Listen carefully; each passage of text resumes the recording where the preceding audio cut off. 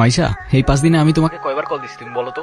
একবার কল দিলে তোমার ফোন অফ থাকে, একবার কল দিলে ওয়েটিং, আরেকবার কল দিলে ব্যস্ত থাকে। আরে সরি এই 4-5 দিনে না আমার ফোনটায় না কি জানি প্রবলেম হয়েছে, না আমি কোনো ফোন ধরতে পারছি না আমি তোমাকে কিছু জানাই। কালকে দেখা করতে পারবা?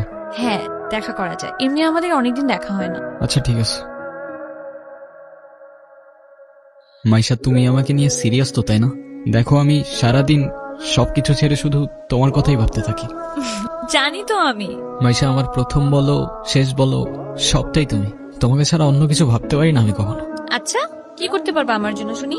তুমি একবার বলেই দেখো না কি করতে হবে। আচ্ছা থাক, কিছুই করতে হবে না। এটা তোমার জন্য। সিরিয়াসলি? তোমার কি মাথা খারাপ হয়ে গেছে? তুমি টানতে গেছো কেন? ওয়াও, এই তোমাকে না বলছি এটাকে সাথে নিয়ে আসতে না। এইটা আবার কি? ওর নাম মিনু। ওই যেটাই হোক, তোমাকে না বলছি আমার এটা পছন্দ না। আচ্ছা ঠিক আছে, আর আনবো না। তোমার পছন্দ হয়েছে তো ফোন? হ্যাঁ অনেক পছন্দ হয়েছে, থ্যাংক ইউ। ফোনটা কেন ধরতেছে না? কলটা কেন ধরতেছে না? কি হয়েছে দোস্ত, সমস্যা? হ্যালো। কালকে সারা রাত তোমার ফোন ওয়েটিং ছিল, আর আজকে তুমি কল ধরতেছো না, এগুলোর মানে কি মাইশা? আরে তোমাকে বললাম না আম্মুর বাসার দিকে আসছি, এখানে তো নেটওয়ার্কের সমস্যা। কোথায় এখন তুমি? আমি বাসায়, আর কোথায় থাকবো? তোমার আশেপাশে কেউ আছে? হ্যাঁ আম্মু আছে তো, আমি বেশিক্ষণ কথা বলতে পারবো। একটু বের হইতে পারবো আজকে? আরে না বললাম তো আম্মু আছে, আমি কিভাবে বের হবো বলো? আস্তে আস্তে আস্তে।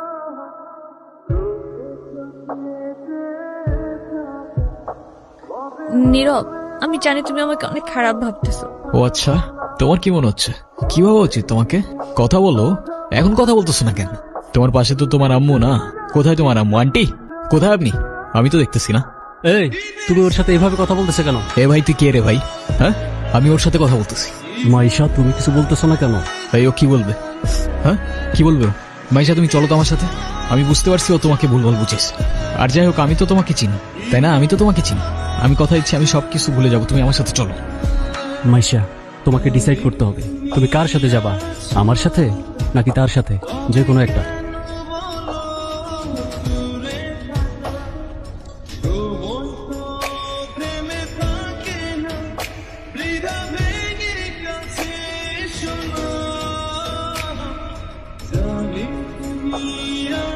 নীরব, নীরব, তুই এগুলা কি করতেছস? পাগল হয়ে গেছস?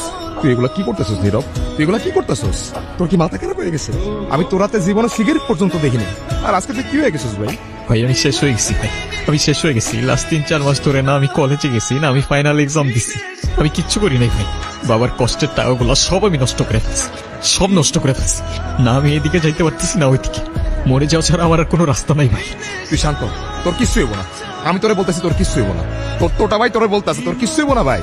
ভাই আমি কি করবো? আমি আর পারতেছি না ভাই, আমি আর পারতেছি না, আমি আর পারতেছি না ভাই। তুই চল আমার সাথে, তুই আমার সাথে চল, আমি সবকিছু ঠিক করতেছি, সবকিছু ঠিক করে দেব। কইছি না তোরটা ভাই বলছে না সবকিছু ঠিক করে দেবো। আয় আমার লগে, আয় আয়, আর কানবি না। তুই বল পারি নেই। ক্ষুধা লাগছে তোমার? খাবা তুমি?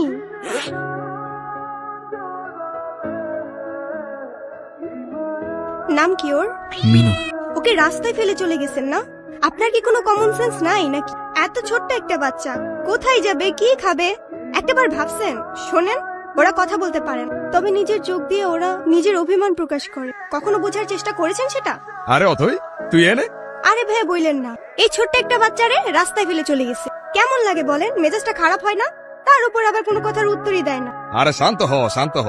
এটা আমার কলিজার ছোট ভাই, আসলে ওর মানসিক অবস্থা তেমন একটা ভালো নাই। ও কি করতেছে না করতেছে ও নিজেই কইতে পারতেছে না। তুই কোন কথা মনে লইস না বই। সে যাই হোক, যেটা যত্ন নিতে জানে না সেটা নিজের কাছে রাখতে যাবে কেন? আপনার ভাইকে বলেন ঠিক মতো ওর যত্ন নিতে। আমি কিন্তু ওকে দেখতে আসবো, মনে থাকে যেন। শোন নীরব, আমাদের জীবনে এমন অনেক কিছুই আসে যেটা আমাদের সাথে থাকে না। জীবন যেখানে আটকে যায় ওইখান থেকে আমাকে জীবন আগায় নিয়ে যেতে হয়, সেখান থেকে শিক্ষা লইতে হয়। হ্যাঁ তোর জীবন তোকে বল শুরু বেড়া, তুই কি লিখে ভেঙে পড়তেছিস? কই যাস? মিনুরে খাবার দিতে ভুলে গেছিলাম ভাই, দিয়ে আসি। বুঝছো নীরব, আমার এই কবুতরের নাম রাখছি লক্ষ্মী।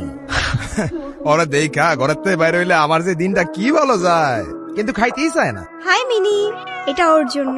তোদের তো আনঅফিসিয়াল পরিচয় হয়েছে, কিন্তু অফিসিয়াল পরিচয় তো হয় না।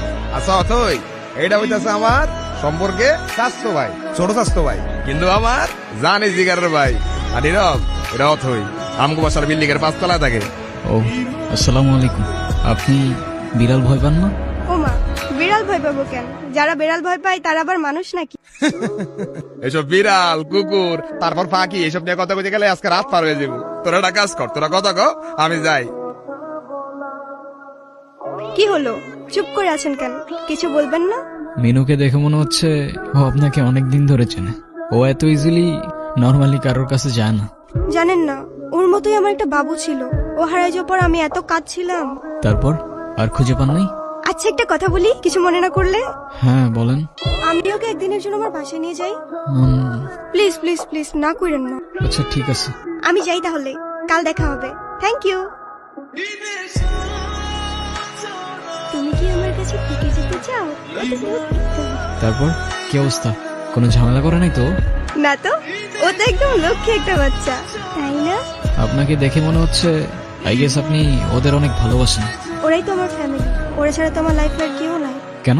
আপনার ফ্যামিলি, বাবা মা একা থাকেন নাকি এখানে? আমি অরফান। ছোটবেলা থেকেই বাবা মা কি জিনিস আমি জানি না। বাবা মার ভালোবাসাটা কি সেটাও বুঝিনি কখনো। কেউ কেউ এই ভালোবাসাটা পায় না, আর কেউ সেটা পেয়েও সেই ভালোবাসাটার ভ্যালু দিতে জানে না।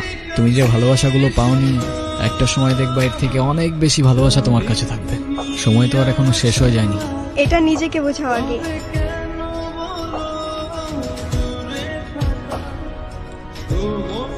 আর তারপর আপনি ওর জন্য পড়াশোনা বাদ দিয়ে ব্রিজ থেকে লাভ দিতে গেছেন। সিরিয়াসলি, এই যুগে কেউ কারোর জন্য মরে? মজা নিচ্ছ না? নাও নাও, মজা নাও। মজা না, আপনি অনেক ভালো একটা মানুষ। শুনেন, নিজের জীবনটা কিভাবে শেষ করে দিয়েন না। লাইফ সবাইকে একটা সেকেন্ড চান্স হয়তো আপনাকেও দিবে, সেটাকে ইগনোর করুন। আমি জানি তুমি কথা বলতে চাও না। আমি কথা বলার মধ্যে সেই মুখটাও রাখছি, এটাও আমি জানি। আমি অনেক বড় ভুল করছি নীরব। তুমি আমার সামনে থাকা সত্ত্বেও আমি ভুল মানুষটাকে চুপ করছি। আমি তোমার লাইফে ব্যাক করতে চাই নীরব। আমি অনেক এক্সপেকটেশন নিয়ে তোমাকে কল। তুমি প্লিজ আমাকে ফিরিয়ে দিও না। Sorry, wrong number.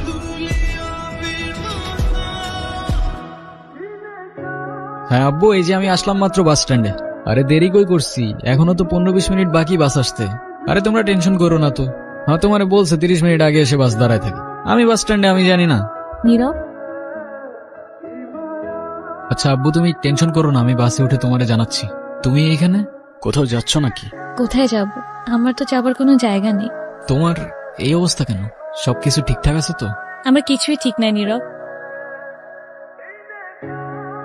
ওই রনি আমার লাইফটা একদম শেষ করে দিস। ও তো একটা অ্যাডিক্টেড ছিল। ও আমাকে ফিজিক্যালি, মেন্টালি সবভাবে টর্চার করতো। তুমি কাউকে কিছু বলো নাই কেন? বলার সুযোগই পাইনি। ও তো আমাকে একটা ভুয়া কেসে ফাঁসাই দিছিল।